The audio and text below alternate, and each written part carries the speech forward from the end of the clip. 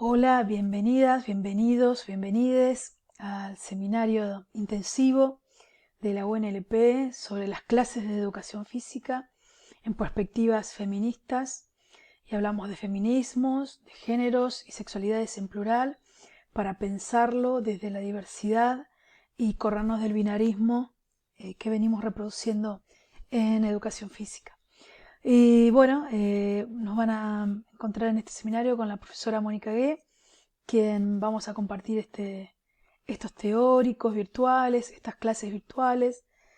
Y podemos comenzar pensando en qué es la educación física para nosotras, nosotres.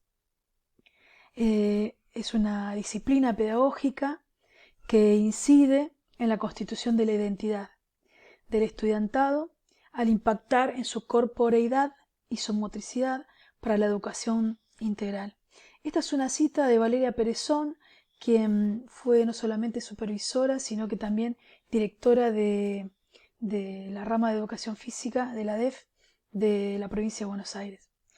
Me gustó mucho esta definición, nos interesa desde el punto de vista que pone en visible el concepto de identidad y la atraviesa no solamente por la corporidad, desde el cuerpo materia, sino desde la corporeidad cuando ella misma la define y la sitúa desde la educación física con el modo de ser del humano, con todas sus dimensiones cognitivas, sensoriales, emocionales, social, motriz, orgánicas, y en ese entramado de realidades que constituyen al sujeto pedagógico, podríamos empezar a darle lugar a la identidad dentro de la corporeidad. Es la subjetividad de la motricidad.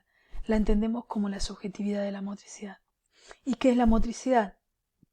Es la intencionalidad operante del ser humano. Es la dimensión de la corporeidad que posibilita la relación con el medio y con nosotros.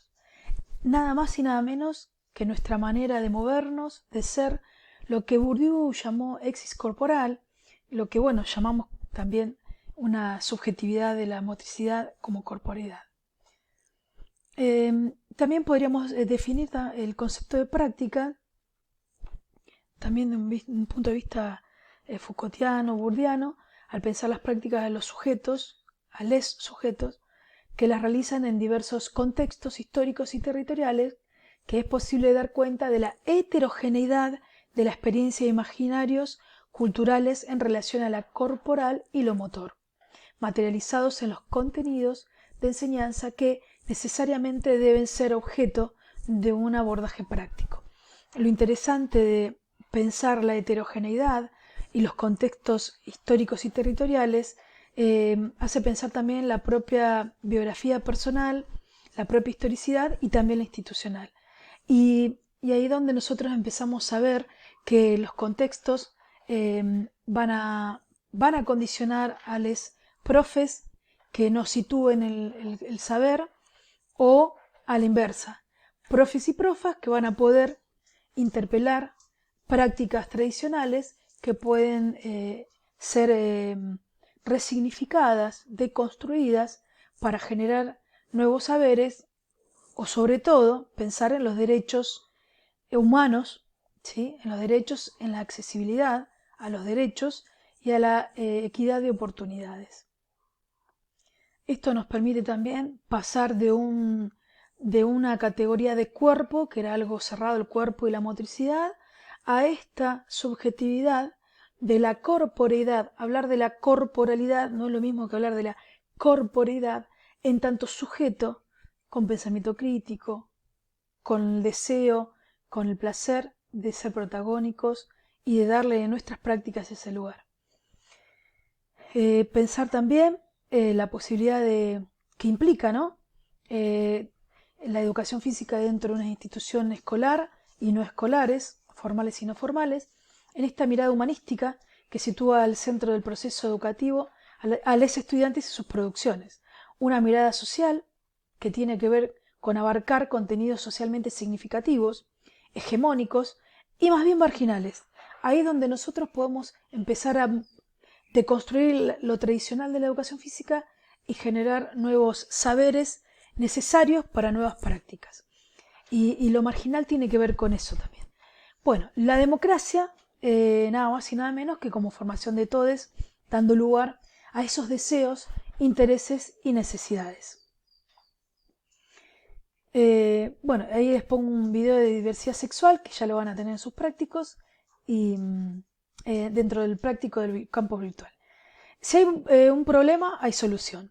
Después de este fundamento de lo que es la educación física, y aparecen conceptos, ¿sí? Como el de la sexualidad, propiamente dicho, de la ley 26150, que dice que la educación sexual integral excede ampliamente la noción más corriente, que es asimilarla a la genitalidad o las relaciones sexuales, esto que tanto asusta a las familias.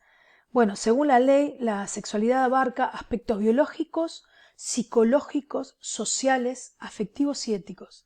En este sentido, la sexualidad se entiende como una de las dimensiones constitutivas de la persona, que se presenta de diferentes maneras. Es relevante para su despliegue y su bienestar durante toda la vida. El término de sexualidad refiere entonces a una dimensión fundamental del hecho de ser humano. Se expresa en forma de pensamientos, fantasías, deseos, creencias, actitudes, valores, actividades prácticas, roles y relaciones. La sexualidad es el resultado de la interacción de los factores biológicos, psicológicos, socioeconómicos, culturales, éticos y religiosos o espirituales. En este resumen, la sexualidad se practica y se expresa en todo lo que somos, sentimos, pensamos y hacemos. Tiene muchísima relación con la corporeidad. Podríamos pensar la sexualidad en algunas dimensiones, no solamente la económica, las religiosas, la interseccionalidad de la sexualidad, sino pensarla desde el sexo biológico, que hace referencia a aspectos físicos objetivamente mensurables, cromosomas, pene, vagina, hormonas, biológico, que no quiere decir que sea natural. Las intervenciones, por ejemplo, que se realizan en la intersexualidad,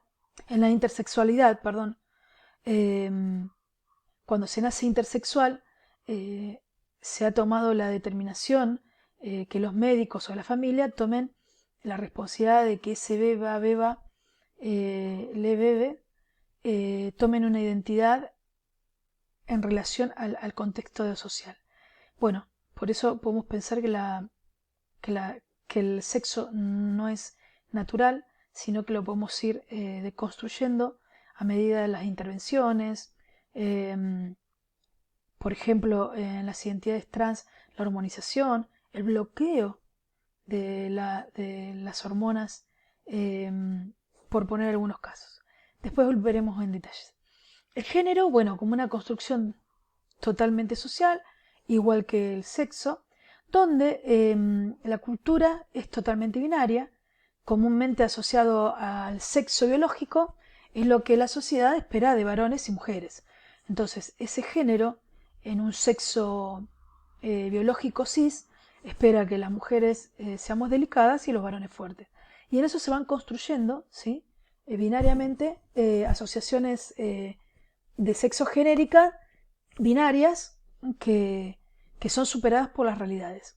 Y ahí es donde podemos empezar a pensar, para corrernos de este binarismo y de esta gran deuda que tuvo la educación física en binarizar la motricidad y por ende esperar sexos binarios, géneros binarios, identidades binarias, podemos pensar en el concepto de identidad de género, que es la vivencia del género como cada persona la siente, por lo que puede corresponder o no con el sexo con el que nació. Y ustedes van a notar que en estos teóricos vamos a hablar por momentos de personas, ¿sí? Por momentos de sujetos. Sujetos en un contexto social y personas en un contexto jurídico, ¿sí? Con derechos, con identidades, como la ley de género que casualmente el día de ayer, 9 de mayo, cumplió 8 años de vida.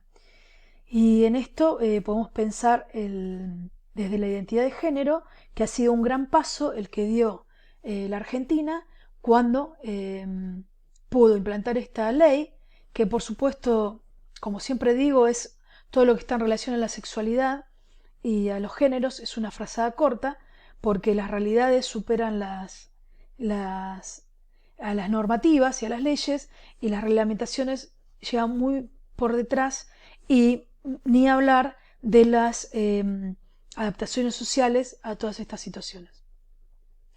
También podemos hablar de la expresión de género, donde se vincula con más cómo mostramos nuestro género al mundo, ¿sí? A través de nuestro nombre, cómo nos vestimos, cómo nos comportamos, cómo interactuamos, etc. Por eso fue tan importante que la identidad de género como la expresión de género vayan de la mano con una ley nacional de identidad de género, la ley de género, que nos permite nombrarnos y ser y parecer, ¿no?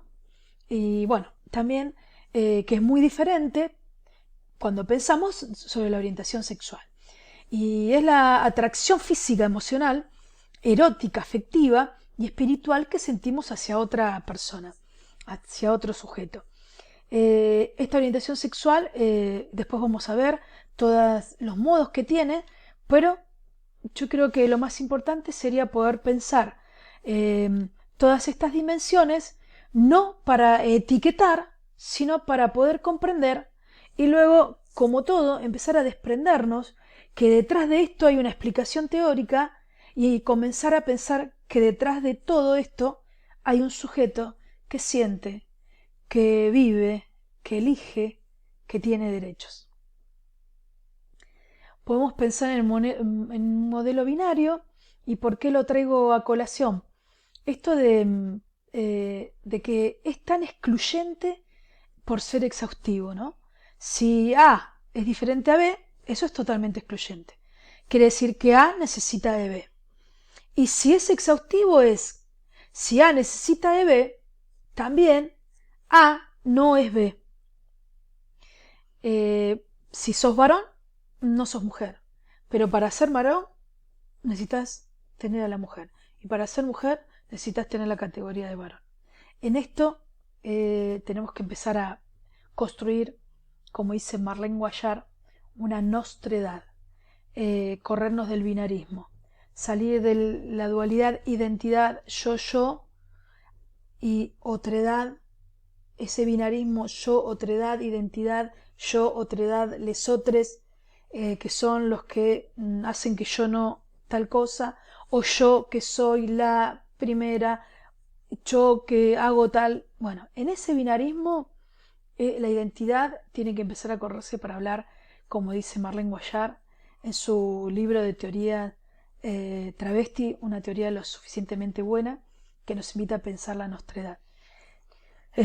Bueno, podríamos pensar dimensiones de las sexualidades diversas y en la diversidad estamos los cis, la heterosexualidad, ¿sí? Sexo biológico, podemos pensar genitalidad, hormonas, cromosomas, como ya dijimos, XY, varón, XX, mujer, XXY, X0, perdón, intersexuales. 1 de cada 1000 son intersexuales, así que es importante pensar la intersexualidad dentro de nuestras posibles clases. Prácticas de educación. Identidad sexual o de género, que ya la habíamos visto, varón, mujer, cisexuales, cuando coincide la biología con su autopercepción, travestis, varones transexuales, mujeres trans, bigénero, dimigéneros, agéneros, géneros fluidos, tercer sexo. Pongámosle la etiqueta. ¿Y por qué pongámosle la etiqueta? Para comprender, pero también la etiqueta tiene que ver con la militancia. Por eso hay que respetar si nuestros estudiantes se consideran no binarios o son no binarios, mejor dicho. La orientación del deseo sexual, como lo dijimos, hetero, pansexuales, asexuados, homosexuales, bisexuales, y la expresión de género femenina, masculina o andrógina. Bueno, por hoy terminamos con